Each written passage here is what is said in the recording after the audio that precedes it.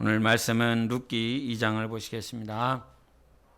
룻기 2장 1절부터 우리 4절까지 보시겠습니다.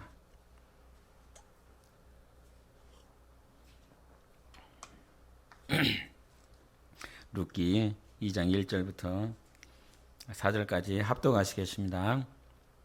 시작. 나오미의 남편 엘리멜렉의 친족으로 유력한 자가 있으니 그의 이름은 보아스더라.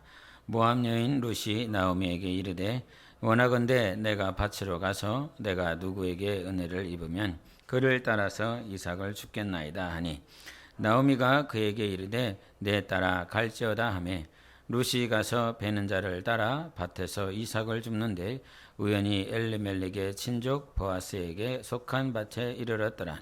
마침 보아스가 베들레헴에서부터 와서 베는 자들에게 이르되 여호와께서 너희와 함께 하시기를 원하노라 하니 그들이 대답하되 여호와께서 당신에게 복 주시기를 원하나이다 하니라. 아멘. 할렐루야.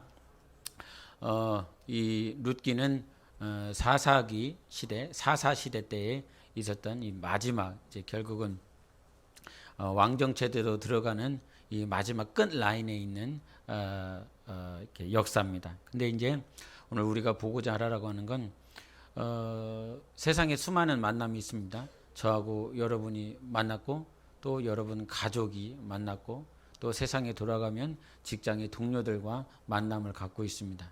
그래서 이 땅에 태어났다라고 하는 말은 자기가 독불장군으로 저기 산속에 들어가서 혼자 살지 않는 이상은 이 세상에서는 계속 만남이 이루어지고 있다는 사실입니다. 근데 그 만남을 어디서 가져야 되는가라고 하는 것들, 예수 밖에서 가질 것이냐 아니면 예수 안에서 가질 것이냐라고 하는 것입니다. 오늘 여러분이 잘 아는 것처럼 룻이라고 하는 이 여인이 누구를 만나게 되느냐? 보아스를 만나게 됩니다. 근데 사실 이 2절에 보면 이런 말씀이 있어요. 모압 여인 룻이 나오미에게 이르되 원하건대 내가 밭으로 가서 내가 누구에게 은혜를 입으면 그를 따라서 이삭을 줍겠나이다 라고 말했어요. 그래서 이 말씀을 보면 룻 자신은 보아스를 만날 수 있다 아니면 보아스라고 하는 인물을 내가 만나겠지라고 하는 사실을 전혀 모르는 사실입니다. 몰라요. 누구를 만날지 모릅니다. 근데 내가 은혜를 입으면 그를 따라서 가서 이삭을 주실 것입니다. 이렇게만 말을 하기 때문에 내가 누구를 만날지 어떤 은혜를 입을지 전혀 모르는 상황이라고 하는 거예요.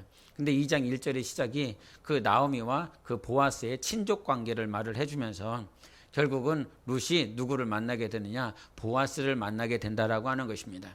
근데 그 보아스를 만나게 될 때에 3절과 4절에 강조하는 부사가 하나가 있었는데 한 단어예요. 한 의미예요. 우연히라고 하는 말과 마침이라고 하는 이 부사가 등장을 하면서 누구를 만나게 하느냐? 바로 보아스를 만나게 한다라고 하는 것입니다. 세상적인 언어로 표현되었을 때는 우연이라고 하는 것과 마침이라고 하는 이 부사가 우연성을 강조하는 것 같지만 이 우연이와 마침을 강조하시는 분이 바로 하나님이라고 하는 사실인 거죠. 룻은 누구를 만날지 몰랐어요. 누구와 관계를 맺어야 될지, 누구와 대화를 가져야 될지, 내가 어디 가서 이삭을 주어야 될지 전혀 모르는 상태였지만 하나님은 우연이라고 하는 단어와 마침이라고 하는 그 단어를 통해서 네가 오늘 만나는 그 사람은 누가 이 관계를, 이 만남을 성취시켰느냐? 하나님이 성취시켰다라고 하는 것이죠. 그래서 우리가 이 땅에 살아가면서 누구를 만나는지가 굉장히 중요한데 하나님이 만나게 하는 사람이 있고 사단이 만나게 하는 존재들이 있습니다. 왜냐하면 사단도 오늘 역사 가운데, 이 인간 역사 가운데 만남을 조장하고 있거든요. 그 만남을 통해서 결국은 사단에 속한 자는 사단에 속한 자와 만남을 이룰 것이요 하나님 안에 속한 자는 하나님 안에 있는 자와 만남을 이룰 것입니다. 근데 사단은 하나님 안에 있는 자를 끄집어내서 자기 안에 있는 자들과 만남을 이루도록 하려고 하는 괴계를 꾸미고 있습니다. 그래서 이 땅에 있는 동안 여러분은 과연 만남을 얼마만큼 중요하게 생각하는가? 스승을 잘 만나면 아무리 무지한 제자도 스승이 잘 가르쳐준 그 정보와 지식과 가르침 때문에 그 제자가 앞날이 밝아집니다. 의사를 잘 만나면요, 의사를 잘못 만나면 멀쩡한 몸을 가지고 있었던 환자라고 할지라도 그 결과가 온몸이 다 망가질 수밖에 없습니다. 근데 온몸이 다 망가졌었던 환자가 의사를 잘 만나면 자기의 온몸이 회복되어질 수 있습니다. 부모가 엉터리 같은 부모를 만나면 온전한 정신과 마음을 가지고 있다라고 할지라도 그의 평생의 부모의 영향력, 나쁜 영향력 때문에 트라우마라든지 갈등과 상처를 가지고 평생 살 것입니다. 그러나 그 부모가 온전한 부모요, 또 자식을 사랑하는 부모를 만나면 없었던 사랑도, 없었던 그 마음의 온갖 상처들도 다 치유받으며 온전하게 성장하고 세상에서 선한 영향력을 끼치며 살아갈 수 있도록 부모를 그렇게 만나면 되는 거죠. 부모를 누굴 만나느냐? 부모 역시도 자녀를 누구를 만나느냐? 스승을 누구를 만나느냐? 그와 같처럼 많은 만남이 이렇게 이루어졌습니다. 여러분이 잘 알고 있는 축구 선수 가운데 박지성이 있었습니다. 그 사람은 원래 이 대한축구협회에서 별 관심도 없었던 선수였습니다. 그런데 히딩크가 오면서 히딩크 눈에는 오직 어떤 혈연이나 지연이나 학연으로 선수를 뽑는 상태가 아니었기 때문에 실력 보는 거, 투지 보는 거 얼마만큼 하고자라고 하는 그 의지 하나를 봤는데 그 박지성이라고 하는 이 선수를 하나를 체크를 하면서 결국은 월드컵 때 이를 활용해서 많은 높은 성적을 올라갈 수 있었습니다. 만약에 히딩크가 이 박지성이라고 하는 삶 가운데 싹 빠졌다라고 그런다면 한번 생각을 해보세요. 히딩크라고 하는 존재가 박지성이라고 하는 인생의 삶 가운데서 싹 빠져있다라고 그런다면 이 사람 역시도 아무리 열심히 정말 힘을 다하여 준비하고 트레이닝을 했다라고 하지만 여전히 그는 어떤 축구와 저 먼 변방에 있는 선수로 취급되어져서 그렇게 세계적으로 이름을 날릴 수 있는 그런 선수임에도 불구하고 사람을 못 만났다고 한다면, 그 사람을 못 만났다고 한다면 그는 세상 사람들이 기억하지 못하는 한 그냥 축구 선수에 불과할 것입니다. 만남이라고 하는 것이 이처럼 중요한데 이 만남은 과연 내가 하나님의 주권 안에서 만나게 되어지는 것이냐, 아니면 어떤 내가 원하고 내가 바라는 대로 이루어지는 만남을 가지고 있느냐라고 하는 것이에요. 오늘 룻은 보아스를 만납니다. 그 보아스를 만나기까지 하나님께서는 보아스를 만날 수 있도록 모든 환경들을 열어주셨어요. 4장 1절에 보면 어떤 말씀이 동일하게 등장하냐면 보아스가 성문으로 올라가서 거기 앉아있더니 마침 보아스가 말하던 기업 물을 자가 지나가는지라. 여기도 말을 하는 것처럼 마침 만나야 될 사람이 있는데 기업 물을 자를 만나야 되는데 마침 또 기업 물을 자를 만날 수 있도록 누가 주선하고 계십니까? 하나님이 주선하고 계십니다. 기업 물을 자를 만나야 되는데, 그래서 결론이 나야 되는데 그 결론이 날 수 있도록 하나님께서, 그리고 그 기업 물을 자가 자기의 고난을 포기함으로 인하여 결국은 보아스와 결혼하게 되는 그 과정들을 보게 됩니다. 그러면 하나님은 왜 이와 같은 만남을 주선하고 계실까요? 하나님은 왜 그 사람을 만나게 하셨을까요? 저는 왜 여러분들을 만났을까요? 그리고 여러분들은 저를 왜 만났을까요? 그리고 우리라고 하는 이 공동체는, 이 사랑으로 하나 되는 우리 교회라고 하는 이 공동체를 어떻게 만날 수 있었을까요? 우연인 것 같고 마침인 것 같지만 우리가 그리스도 안에 있다면 하나님의 주권을 인정하는 여러분의 삶이 되시기를 바랍니다. 하나님의 주권을 인정하자, 하나님의 인도하심을 인정하자라고 하는 것이에요. 그래서 이것을 인정하지 아니하면 우리의 만남이라고 하는 것이 어느 우연, 마침으로 그냥 세상에서 말을 하는 우연성으로 만남으로 치부되고 그렇게 끝나버린다라고 하는 것이죠. 만남이라고 하는 것이 정말 하나님께서 허락하신 것이라고 한다면 이 만남을 통해서 하나님은 분명한 목적이 있습니다.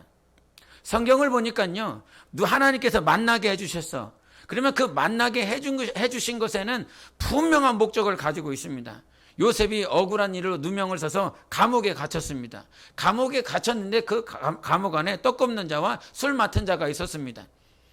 그 시각 안에, 그 공간 안에서는 이 두 사람, 이 두 신하를 만난 것이 우연처럼 그려질 수 있고 그렇게 생각되어질 수 있지만 하나님께서는 두 사람을 꼭 만나게 해주셨어야 되는 것이었습니다.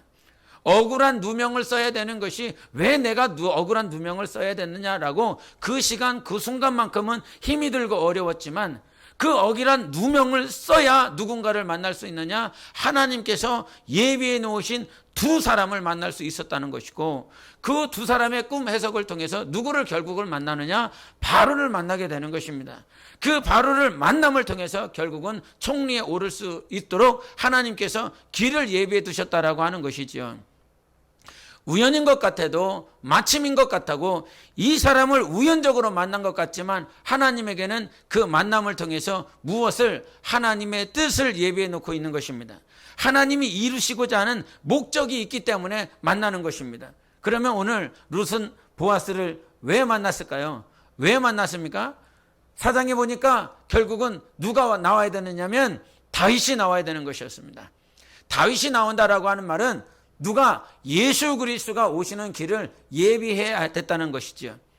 보아스와 룻의 만남은 그저 이 남자와 여자가 만나서 가정을 이루었습니다 라고 하는 것이 끝나는 것이 아니라 하나님의 목적, 누가 나오시느냐? 예수 그리스도가 오시는 길을 위하여 하나님께서는 그 두 사람을 예비해 놓으셨고 만나게 하셨다라고 하는 사실이에요.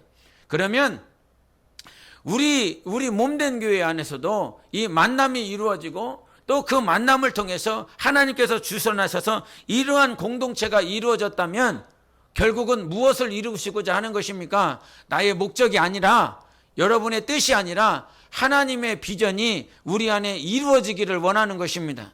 그 비전이 있기 때문에 우리를 만나게 해주신 거예요. 여러분에게 질문해 볼까요? 목회 철학 세 번째가 뭡니까?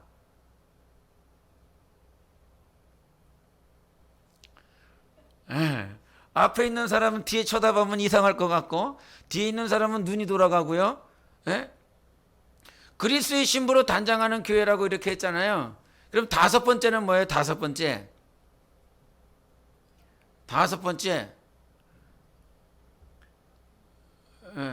그런 거 있죠? 그런 거 있단 말이에요. 순종해서 온전케 되자라고 그랬어요. 그러면 두 번째는 뭐예요? 할렐루야. 기도하시기 바랍니다. 그러면 이제 철학이라고 하는 이 철학이 약간 세상적인 언어라 조금 마음에 들진 않는데 목회 철학의 여러분이 의미를 좀 아니까요. 하나님께서 교회에 주신 비전이고 사명입니다. 교회에 주신 비전이고 사명인 거예요.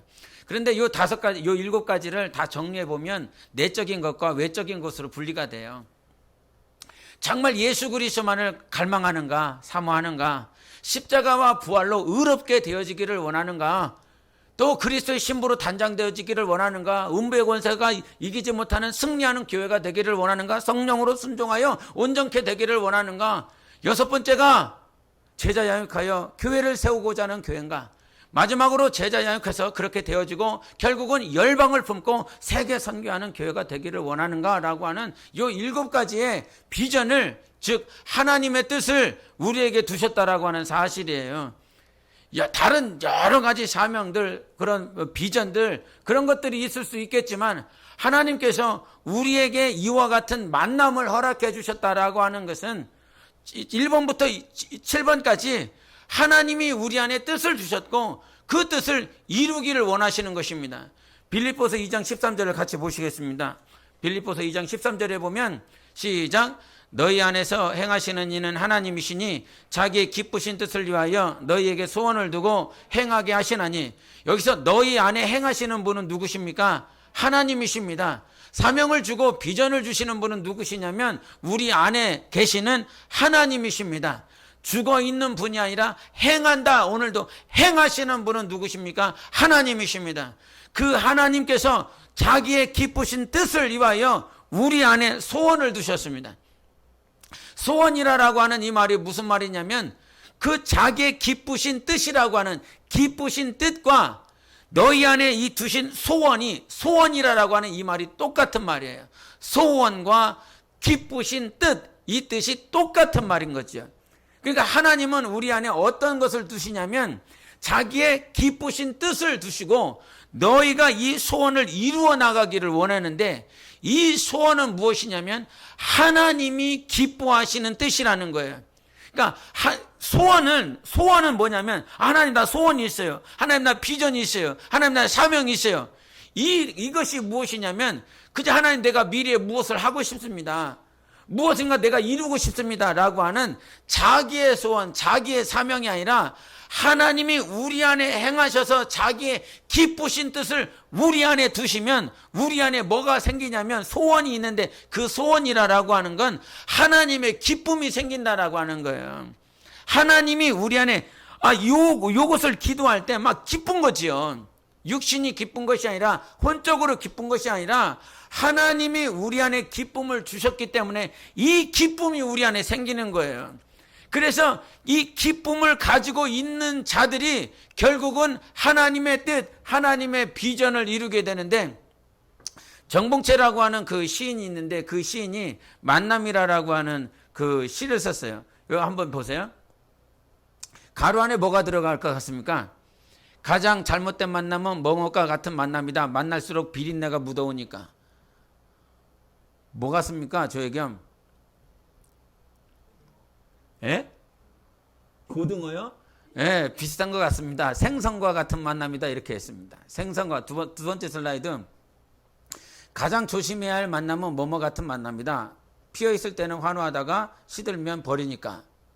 예, 꽃송이라고 이분은 표현을 했어요. 다음 거. 가장 비천한 만남은 뭐뭐와 같은 만남이다. 힘이 있을 때는 간수하고 힘이 다 다르을 때는 던져버리니까.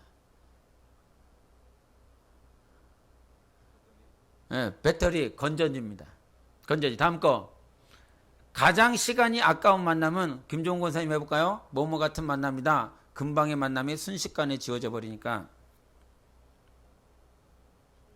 예, 지우개 같은 만남이다. 마지막 5번째 겁니다. 시작. 가장 아름다운 만남은 뭐뭐과 같은 만남이다. 힘이 될 때는 땀을 닦아주고 슬플 때는 눈물을 닦아주니까. 예? 예, 손수건이라고 표현을 했어요. 이분에게 가장 아름다운 만남은 손수건과 같은 만남이었어요.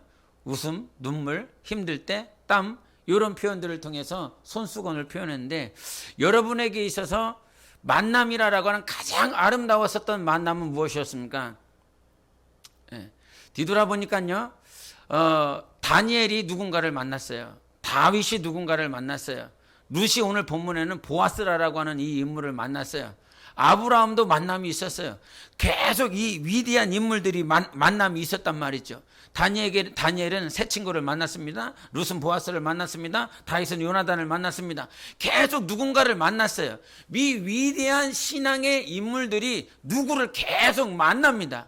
근데 이 만남이라고 하는 것이 이 누군가를 만났어. 어떤 새 친구를 만났고 요나단을 만났고 누구를 만났고 이렇게 계속 누군가를 만났어.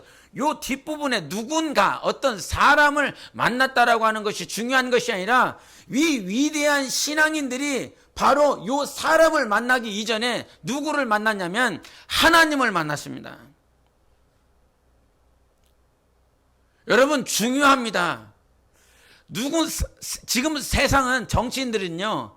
어떤 유력한 인물들을 만나기를 원하잖아요. 그 유력한 인물을 만나야 내가 선거를 했을 때에 많은 표를 얻을 수 있기 때문에 정말 자기에게 영향을 주고 세상 사람들에게 영향을 줄 수 있는 그 유력한 자를 만나기를 원해서 어떻게 해서든지 뇌물을 주든지 선물 공세를 하든지 정치 공세를 해서 사람을 얻기를 원해요.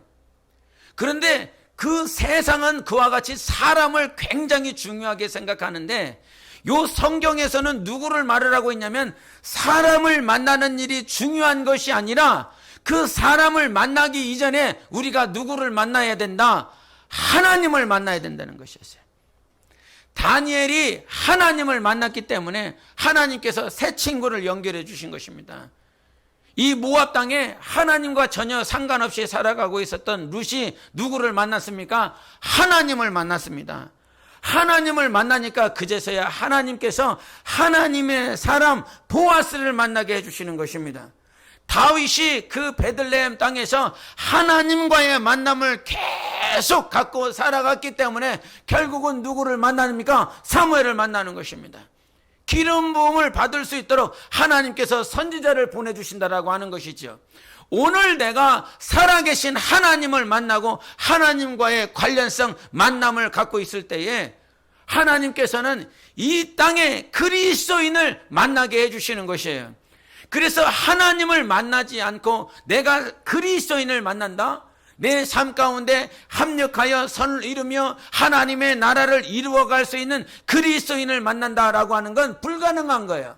전제 조건이 누구냐면 반드시 하나님을 만나야 되는 것입니다. 바울에게는 유대인이라고 하는 그 바리새인으로서의 삶을 살았어요. 그가 바리새인이었지만 한 번도 그리스도인을 만나지 못했습니다. 그리스도인을 만날 수 있도록 하나님께서 주선하지 않았습니다. 길을 여시지 않았습니다. 근데 다메섹 도성에서 누구를 만납니까? 예수 그리스도를 만납니다. 주님을 만납니다. 그 주님을 만나고 나니까 하나님께서는 바나바를 만나게 해주셨어요. 아무도 바울을 만나려고 하지 않습니다. 다 멀리하고 이 사람은 적그리스도인과 같아서 이 안티크리스찬이라는 거지. 그래서 사도들마저도 제자들마저도 그 사도 바울이 변했다고 이 사람이 간증하고 복음을 전하고 그렇게 다메섹에서 사역을 하고 있다라고 하는 소문은 들었지만 제자들이 믿지 않는 거예요. 그 사람이 변했다고, 그 사람이 예수를 전한다고 믿지 않아요. 근데 그와 같이 산다라고 제자들이 거부하고 제자들이 만나주지 않음에도 하나님은 누구를 예비해 놓느냐면 바나바를 예비해 두셨습니다. 그래서 바나바가 그 바울을 만나서 바울을 데리고 와서 제자들을 만나게 해주는 거거든요. 제자들과 만나서 이 바울이 진짜로 변했다고 그러면서 결국은 초대교회에 영향력을 끼칠 수 있도록 안디옥 교회에 영향력을 끼치는 영적 목회자 지도자로 하나님께서 바나바를 통하여 바울을 세우셨습니다. 여러분에게는 여러분이 지금까지 오는 그 상황 동안 분명한 그리스도인을 만났습니다. 여러분에게는 그냥 우연 같고 마침 만난 것 같지만 하나님께서는 만남을 통해서 하나님의 나라를 세워가게 되어 있어요. 분명히 그렇게 하나님은 역사하고 있는 것입니다. 그러나 그 사실을 모르기 때문에 잘못된 시선과 잘못된 관점으로 인해서 여러분 그 다윗과 사울이 만났습니다. 하나님께서 이 사울이 고통스러워하고 있었을 때에 다윗을 보내서 하나님께서는 그를 치료하게 해주셨습니다. 블레셋과의 전쟁을 통해서 이 골리앗과 싸우고 있었을 때 하나님께서는 우연찮게 다윗을 보내는 것 같지만 그 전쟁터에서 니네 형들이 그렇게 수고하고 전쟁하고 있으니 가서 좀 만나봐라 라고 그러면서 아버지가 다윗을 보내는 것 같습니다. 근데 그 다윗이 우연찮게 가서 전쟁터에 갔고 골리앗을 만나는 것 같지만 그 골리앗과의 전쟁터에서 누구를 만나게 되느냐면 사울을 만나게 됩니다. 하나님의 나라를 세울 수 있도록 다윗과 사울의 만남이 이루어졌어요. 그래서 결국은 하나님께서 다윗을 통하여 골리앗을 무찌르게 하고 이스라엘 군대가 다윗성으로 돌아올 때 결국은 이스라엘로 돌아올 때 이스라엘 백성들은 그 다윗은 만만이라고 하는 소리를 외치지요. 그 소리 때문에 결국엔 사울의 시기심, 질투 그것이 불러와서 평생 사는 날 동안 다윗만 시기하며 질투하며 살다가 결국은 꼬꾸라져서 하나님의 나라를 세우지는 못해요.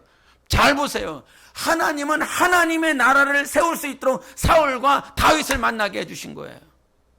하나님의 나라를 위하여 그렇게 만남을 하나님이 예비해 주셨어요. 근데 사울의 입장에서 시기와 질투가 들어오니까 누구를 쳐대기 시작합니까? 하나님의 나라를 세우기 위하여 만남을 하나님은 허락해 주셨는데 자기 안에 시기와 질투가 들어오니까 그때부터 다윗을 멀리하기 시작하고 다윗이 계속 높아지니까 결국은 다윗을 쳐내서 죽이는 환경까지 평생 그렇게 삽니다. 평생 다윗 하나 죽이려고 살다가 결국은 자기가 죽는 것이지요. 자기의 가족, 자기가 그렇게 세우려고 했었던 하나님의 나라, 겸손함으로 시작했지만 시기와 질투 때문에 그는 하나님의 나라를 세우지 못하고 자기 가정마저도 자기 왕위마저도 다 떨고 와야 되는 그런 상황까지 갔어요. 여러분, 만남을 통해서 하나님의 나라가 세워져야 되는 것입니다. 그 나라를 위하여 만남이 이루어진 거거든요. 근데 어느 순간 우리 안에 잘못된 시선과 잘못된 관점, 잘못된 마음과 생각으로 인하여 그 마음들이 다 헤집어져 버렸어요. 주께서 우리에게 만남을 허락하신 것은 반드시 하나님의 나라 때문에 그러는 거예요. 예수 그리스도의 나라. 여러분 구약을 한번 보세요. 수많은 인물들이 나옵니다. 헤아릴 수 없을 만큼 수많은 인물들이 나오는데 그 인물들이 결국은 누구 때문에 존재했습니까? 예수 그리스도 때문에 존재한 것이었습니다. 주님의 나라 때문에 예비된 사람들이었습니다. 예수 그리스도의 나라 때문에 계속 그와 같이 온다라고 하는 것이죠. 그래서 여러분 이 땅에 하나님께서 허락하신 이 만남이라고 하는 것은 절대적으로 예수 그리스도의 주권 안에서 행해지는 것이라 이 말이죠. 예수 그리스도를 보내서 예수 그리스도를 만나게 하시고 예수 그리스도 안에 있는 자들을 예비해 두시는 것. 우리가 하나님을 신뢰할 때에 모든 만물을 운행하고 계시는 분이 누구십니까? 하나님이시라는 거예요. 모든 만물을 운행하시는 분이 하나님이시라는 거예요. 그리고 우리는 누굽니까? 하나님의 자녀입니다. 내 안에 하나님의 영이 계십니다. 성령이 계십니다. 이 하나님의 영이 우리 안에 계셔서 이 만남이 계속 이루어지고 있다라고 하는 것이지요. 근데 이 만남이 철저하게 무너져 버린다 이 말이에요. 마귀 때문에, 사단 때문에. 성령으로 시작하였다가 사단으로 인하여 그 12명의 제자들이 그 예수 그리스도 때문에 예수 그리스도의 소명을 따라 부름을 받았지만 마귀로 인하여 가룟 유다는 하나님과의 만남이 이루어지지 못하고 제자들과의 만남이 이루어지지 못하고 멸망해 버렸다라고 하는 사실이에요. 그래서 지금까지 여러분에게 그 만남, 오늘 이 만남이라고 하는 이 말씀을 이렇게 같이 나누게 됐었던 건 요 근래에 계속 아시안 하이웨이 글로벌 미션 프로젝트 이렇게 하면서 여러 번 나눴었던 적이 있습니다. 그래서 그 지도를 이렇게 보다가 말고 아시안 6번하고 1번 이렇게 지도를 이렇게 보는데 지도 1번 라인을 이렇게 가게 되는 거죠. 제 눈으로 이렇게 가게 되면서 기도하게 되고 하나님 언제일지 모르지만 하나님께서 길을 여시면 이 길을 따라 복음을 전하고 선교하며 하나님의 교회를 세우기를 원합니다. 이런 기도. 언제일지 모르기 때문에 하나님 앞에 기도하며 준비되어지는 그런 모양들을 계속 기도하는데 요 라인을 보니까 요 라인을 통해서 하나님께서 주신 만남들을 이렇게 보게 해주셨어요. 저는 많은 목사님들 몰라요. 누가 이렇게 어떤 권사님이 와서 전사님이 와서 다른 목사님이 왔고 이런 목사님 아냐고 나 몰라요. 또 아냐고 그러면 전혀 몰라요. 저는 굉장히 만남이 굉장히 단조로워요. 내 주위에 있는 몇 사람, 요 사람만 이렇게 만나는데 근데 하나님께서 이렇게 만나게 해주신 사람이 있어요. 뒤돌아보니까 하나님이 만나게 해주신 사람. 제가 맨 처음에 제가 가고 싶어서 간 것이 아니라 하나님께서 교회에서 이 단기 선교를 보내줬는데 그때 홍콩하고 중국을 이렇게 갔어요. 그 홍콩과 중국을 갔을 때 만나신 분이 이제 홍콩에 계시는 조 선교사님인데 조창현 선교사님인데 그 선교사님을 통해서 선교는 이렇게 하는 거구나라고 하는 제 삶 가운데 영향력을 끼치신 분이 그분인데 그분을 만났어요. 그리고 그분을 만나고 난 다음에 좀 있다가 인도에 계신 선교사님을 만났어요. 김시현 선교, 우리가 이제 협력하는 선교지에서 같이 기도하시는 분들인데 그 인도에 계신 김시현 선교사님을 만났어요. 그리고 그 나중에 이제 있다가 이제 교회가 개척되고 난다면서 우리가 필리핀 선교를 하는데 김종실 선교사님을 만났죠. 제가 아는 선교사님은 딱 3분인 것 같아요. 근데 요 3분을 만났는데 다 내가 어떤 개인적인 어떤 것 때문에 만난 것이 아니라 교회에서 교회 사역과 관련된 사역들을 준비하는 과정 가운데 하나님께서 이렇게 만나게 해주신 분들이에요. 내가 아는 분이 딱 3명인데요. 그 딱 3명을 점을 딱 찍어 보니까 요 이게 아시안 하이웨이를 통해서 중국 땅을 들어가서 그다음에 필리핀 그 김중실 선교사님이 보낸 그 사역자들, 자기 제자들이 보낸 지역에 가보니까 태국이고 미얀마고 캄보디아고 베트남이고 그 라인이더라고요. 그 라인 따라서 또 가고 그 가다 보니까 결국은 인도 땅이 나오는데 그 인도 땅에 김시현 선교사님이 아는 라인이 많은데 그 아는 라인이 다 스리랑카, 그다음에 방글라데시, 인도, 옆에 파키스탄 그쪽 라인이더라고요. 그러니까 이렇게 이어져서 결국은 어디까지 가냐면 터키 예루살렘까지 가겠더라고요. 그 지역, 이게 이거 어떻게 가지? 요 라인 그냥 고속도로 타면서 이렇게 가긴 가겠지. 근데 가는 게 목적이 아니니까 교회하고 연결이 되었으면 좋겠다. 그냥 우리가 무작정 갈 수 있겠지만 그 가는 지역들마다 교회와 연결이 되고 목회자와 연결이 됐으면 좋겠다. 그런 생각을 가지고 있는데 제가 아는 세 분 딱 아는 분이 딱 세 분인데 그 세 분과 연결되어진 그 사역지들이 이렇게 보니까 다 가는 곳곳마다 이렇게 다 예비가 되어져 있는 거예요. 그러면서 목회실에 있으면서 그런 생각을 하면서 참 신기하다. 저 속으로 여러분은 어떨지 모르겠지만 저 속으로는 굉장히 신기했습니다. 내가 아는 사람은 꼴랑 3명인데 그 꼴랑 3명이 꼴랑이라고 하는 표현을 그 꼴랑 3명인데 그 꼴랑 3명이 아시안 하이웨이 1번 라인에 다 주축을 이루고 있더라고요. 그 라인을 만들고 있더라고요. 거기에 그 라인을 지나가면서 그분들과 아는 목회자들과 선교사들과 그냥 전화해갖고 연결하고 거기 선교지 가서 선교하고 싶다고 그 사역지 가서 선교하고 싶다고 그냥 연결만 하면 되더라고요. 전화만 하면 되겠더라고요. 그것들을 이렇게 생각을 해보면서 하나님께서 만나게 해주신 것에 대해서 다시 한번 생각해 보게 되는 거죠. 나는 그냥 선교사 세 분의 선교사를 그냥 교회에서 사역지 가서 훈련하고 만나보고 단기 선교하고 이렇게 해서 교회를 통해서 만난 것 같은데 뒤돌아보니까 하나님께서 하나님의 나라를 세울 수 있도록 예비된 만남이었구나라고 하는 것들을 지난 주일에 다시 한번 하나님께서 상기를 시켜주시면서 굉장히 이 마음이 신기했어요. 참 놀라웠어요. 여러분, 우리에게 주어진 수많은 만남들이 있습니다.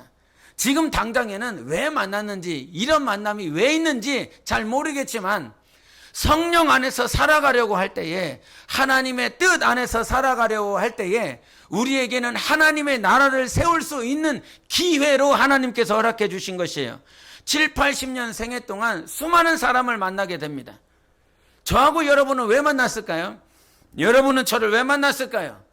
분명한 목적이 있기 때문에 하나님께서 우리에게 만남을 허락해 주신 것이에요. 보네포라고 하는 그 독일 신학자, 목회자가 있었죠. 결국은 나치에 의하여 순교당하고 죽고 말았는데 그분이 계속 평생에 했었던 말이 있어요. 기독교는 종교가 아니다. 이 말은 무슨 말이냐면 종교라고 하는 것, 종교와 기독교의 차이는 무엇입니까? 종교는 사람이 만든 것입니다. 사람의 생각과 사람의 가치관, 사람이 중심을 이루는 것이 종교인 것입니다. 그런데 기독교는 보이지 않는 하나님이 중심입니다. 그래서 종교는 이 보이지 않는 자기만의 신념과 자기만의 생각, 인간의 생각이 들어가 있어서 보이는 형상을 만들어놔요. 그런데 이 기독교는 보이지 않는 하나님을 만나라고 계속 말을 합니다.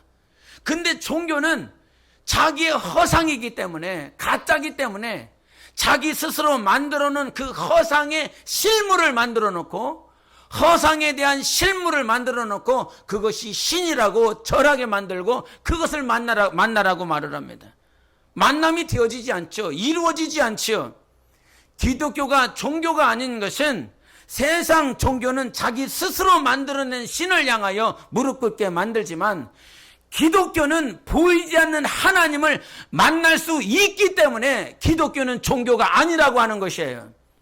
하나님을 만날 수 있는 것입니다. 하나님을 만나야 되는 것입니다.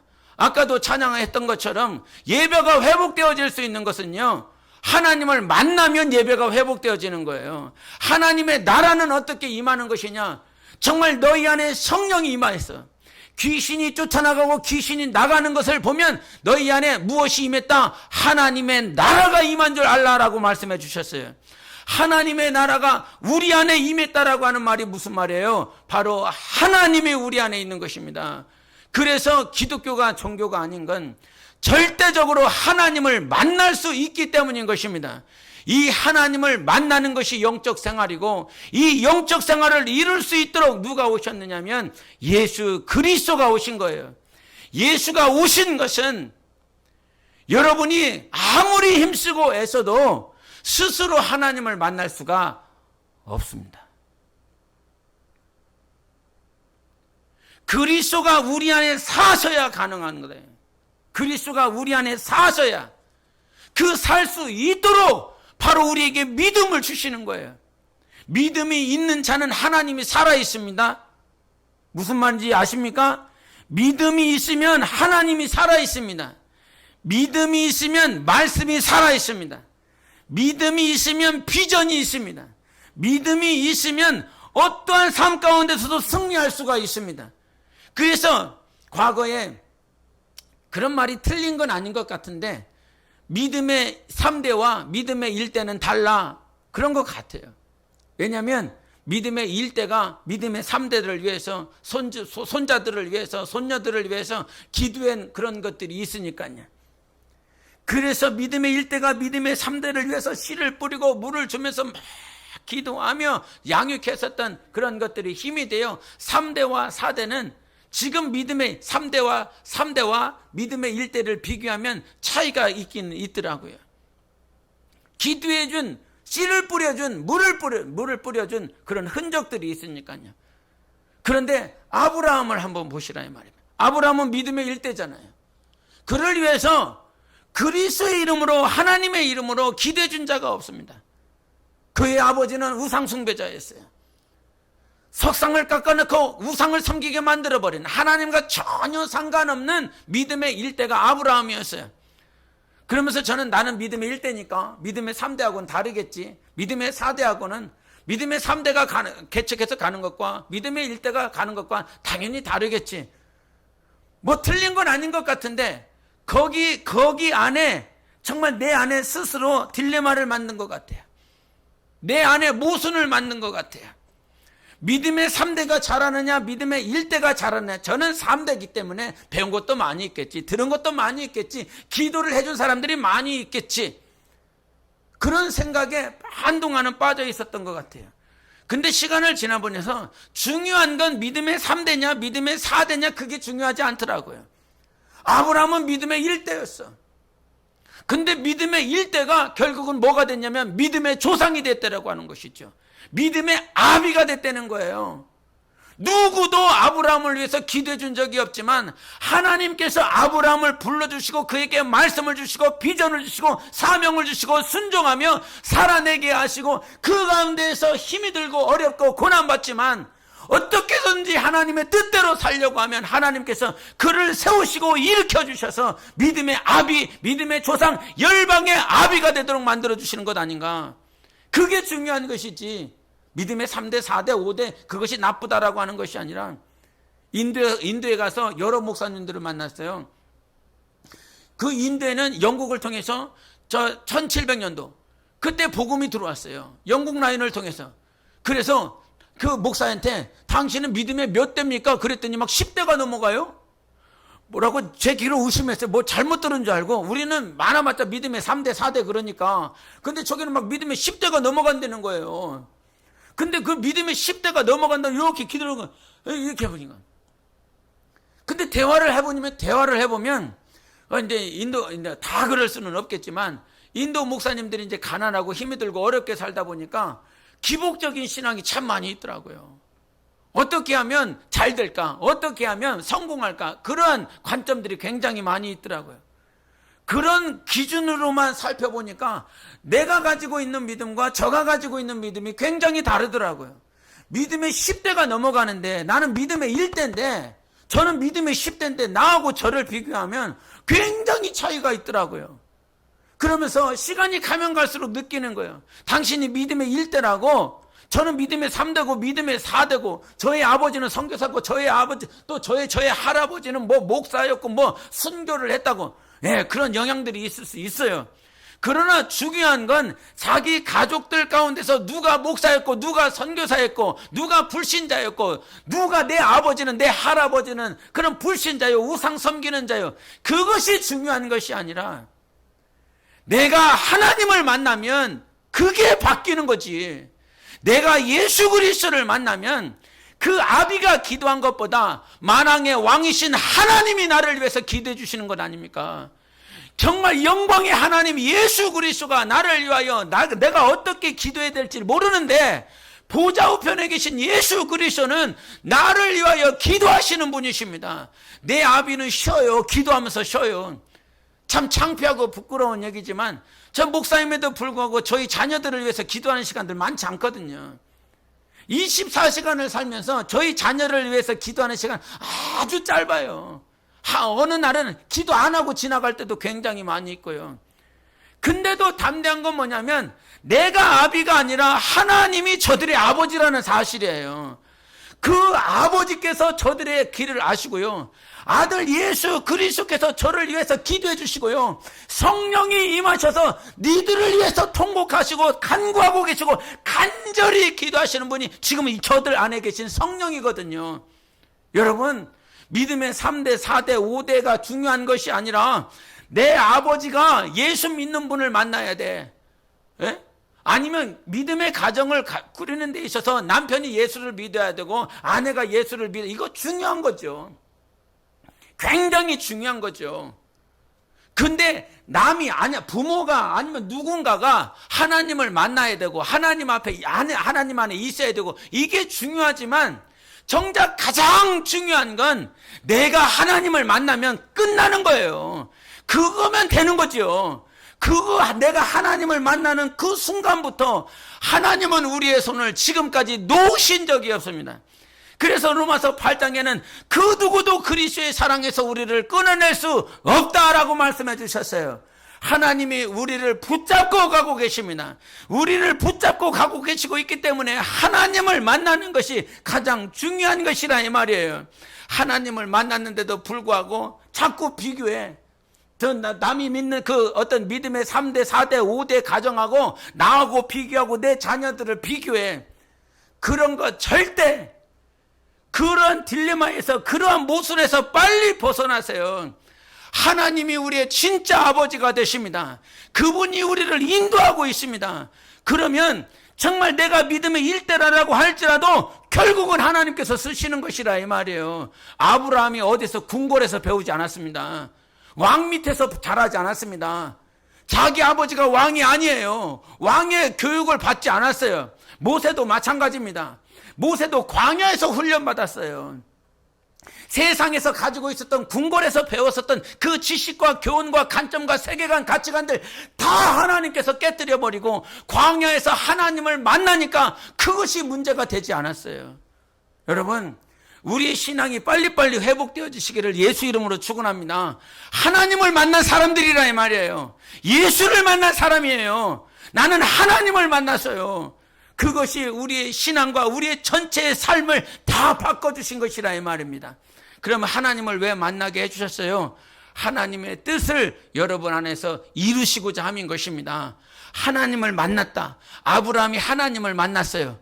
그러면 왜 하나님께서 아브라함을 만나 주셨습니까? 하나님의 뜻을 이루시기 위해서예요. 모세를 왜 하나님께서 호렙산에서 만나 주셨습니까? 하나님의 뜻을 이루시고자 함이었습니다. 그 애굽 가운데서 머물러 있었던 이스라엘 백성들을 출애굽하여 하나님의 백성으로 만들기 위하여, 하나님의 나라를 만들기 위하여 모세를 그렇게 만나 주신 것이에요. 왜 하나님께서 여러분을 만나게 해주셨습니까? 여러분 안에 하나님의 나라가 임하였고 하나님의 나라를 위하여 하나님께서 여러분을 만나게 해주신 것입니다. 만나 주신 것이에요. 그러므로 여러분의 심장 안에, 여러분의 이 안에 무엇? 하나님의 나라를 향한 이런 비전과 사명들이 일어나야 되는 것이에요. 하나님의 뜻 무엇인가? 도대체 내 삶을 통해서 하나님이 이루시고자 하는 비전이 무엇인가? 하나님을 만났는데 하나님을 향한 비전과 사명이 없어 그냥 이렇게 살다가 끝나는 것인가? 이게 아니라 끝까지 하나님의 뜻, 하나님의 비전을 찾고 구하시고 그 뜻대로 승리하는 영적 생활을 하셔야 되는 것입니다. 정말 주님, 내 뜻이 아니라 하나님의 비전을 나에게 주세요. 자기의 기쁘신 뜻을 위하여 우리에게 소원을 두셨대요. 여러분 안에 소원이 있습니까? 하나님은 자기의 뜻을 위하여, 기쁘신 뜻을 위하여 소원을 두셨대요. 그리고 여러분이 그 소원을 행하며 이룰 수 있도록 도우신다라고 하는 것이지요. 다시 한번 여러분 안에 그 소원이 이루어지시기를 예수 이름으로 축원합니다. 분명히 만남을 주셨어요. 왜 만나게 한 거예요? 그냥 만났어? 그냥 70억, 80억 인구 가운데 그냥 만난 거예요? 이게 아니잖아요. 그냥 예배 드리려고 만난 거예요? 이게 아니잖아요. 하나님의 뜻을 이루라고 만나게 하신 것이잖아요. 우리 머릿돌 말씀처럼 사람을 위한 성전이 아니라 여호와의 성전, 하나님의 성전을 이루라고 만난 것이잖아요. 목회 철학 그 7가지가 그냥 나온 것이 아니라 하나님께서 우리에게 주신 비전이라 이 말입니다. 1번부터 7번, 1번은 몇 번이고 5번은 뭐고 4번은 뭐요? 이것까지는 몰라도 교회에 주신 비전이 뭔지, 목회 철학이 뭐가 있는지는 아셔야지. 아니요, 그냥 몰라, 끝나버려. 이게 아니잖아요. 여러분, 하나님의 꿈이 여러분의 꿈이 되시기를 바랍니다. 하나님의 마음이 여러분 안에서 기쁨이 되시기를, 소원이 되시기를 바랍니다. 나 이제 지금 우리 교회요, 다른 데 가면 우리 권사님들 나 나이 많다고 뭐라 그러는데, 아니 권사님들 스스로를 나 나이 많어 이렇게 생각하고, 다른 교회 가면요, 여기 지금 다 이렇게 청소년들이에요. 예? 청년들이란 말이에요. 다른 교회 가면, 다른 교회 다 하얘요. 우리는 염색해서 그런가? 예? 다른 교회 가면 다 지금 이렇게 마대 청소해야 될 사람들이란 말이에요. 다 청소하고 해야 될 사람들이요. 이렇게 뒷짐지고 다녀야 될 사람들이 아니란 말입니다. 예? 이 땅에 있는 동안 정말 하나님께서 주신 그 만남이, 정말 여러분이 저를 만나서, 저가 여러분을 만나서 하나님의 나라를 더 협력하여 세울 수 있는 거룩한 꿈이 되어져야 된다 이 말이죠. 그래서 만남을 주셨으니까 이 만남을 통해서 예수 그리스도의 나라가 세워지시기를 예수 이름으로 축원합니다. 할렐루야. 함께 기도하시겠습니다. 오늘도 기도하실 때 하나님 아버지, 하나님께서 우리에게 주신 그 비전과 꿈이 있습니다. 그 비전과 꿈을 위하여 우리에게 만남을 주셨으니 이 만남을 통해서 하나님의 나라가 세워질 수 있도록 우리를 인도하여 주시옵소서. 하나님에게는 실수가 없습니다. 하나님에게는 온전한 영광만이, 완전함만이 있습니다. 그 완전하신 하나님께서 우리를 만나게 해주셨으니 하나님을 신뢰하며 하나님의 나라를 세울 수 있는 자들로 세워지게 도와주시옵소서. 우리 몸된 게 모든 성도들, 지금 교회에 온 성도들뿐만 아니라 정말 함께 세웠었던 모든 영혼들까지도 정말 예수 그리스도의 나라가 세워지는 일에 협력하게 도와주시옵소서. 하나님의 뜻을 이룰 수 있도록, 하나님의 기쁘신 뜻이 우리 안에 충만할 수 있도록 함께 기도하시겠습니다. 예수여.